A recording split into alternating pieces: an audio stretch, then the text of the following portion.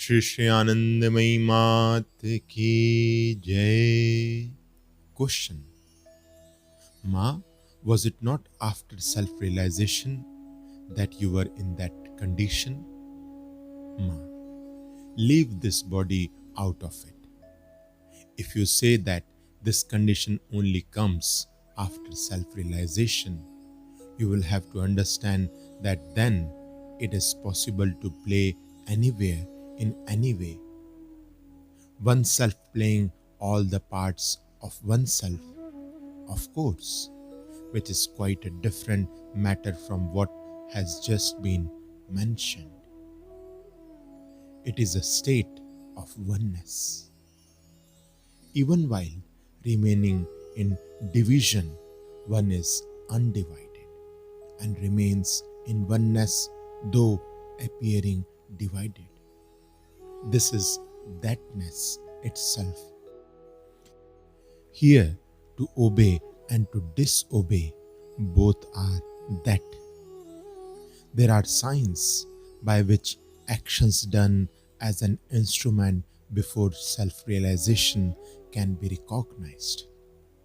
At this stage, the stream of action is directed towards the fulfillment of actual needs, whereas in the state of pure being, it is totally different.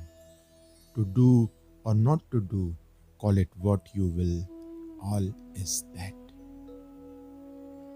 Within this sphere, everything is possible. Not to eat while eating, and to eat though not eating, to walk without feet, to see without eyes, and much more of the kind, as you would put it. When established in the self, who obeys? Whose bidding? There are no others. None are separate. No longer does one talk to another. How can there still be the relationship that is based on the sense of separateness? The level of selfless action is quite different from the state of self-realization. So long as the Guru, the love of him, the work, the I are perceived separately, there is no question of self-realization.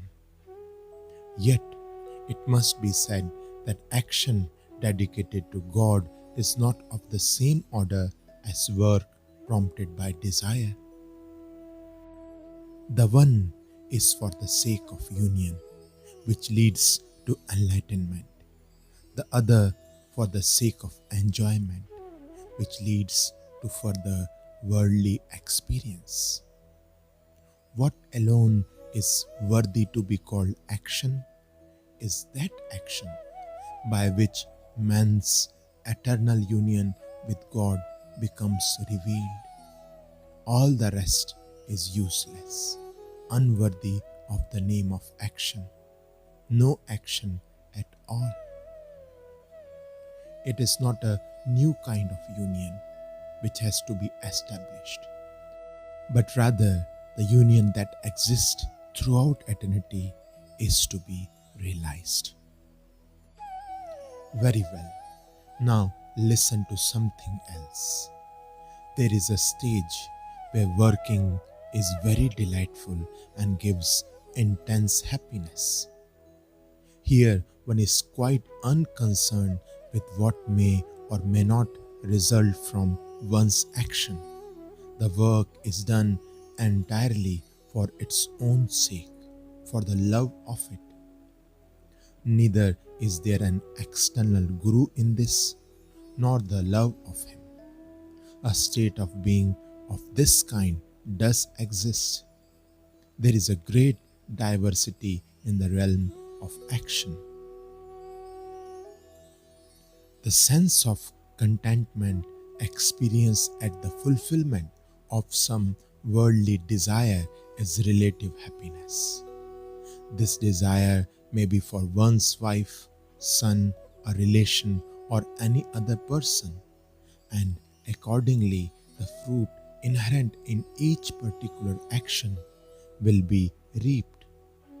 This is working for the sake of self-satisfaction, bhoga, not for the sake of union, yoga.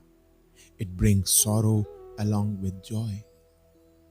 Now, to come back to what has just been said about work done for the love of it, not for anybody.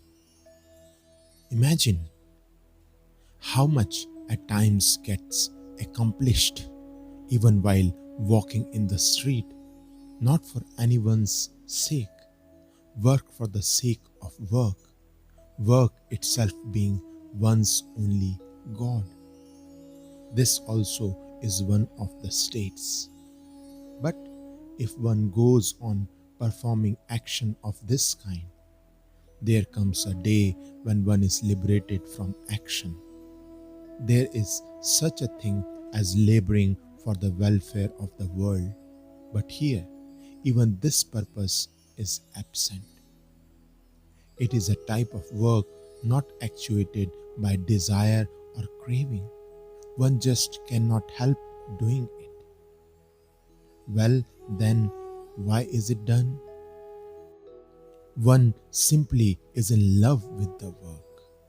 When God manifests Himself in the form of some work, which therefore exercises intense attraction on a particular person, then by engaging in this work again and again, one is finally liberated from all action.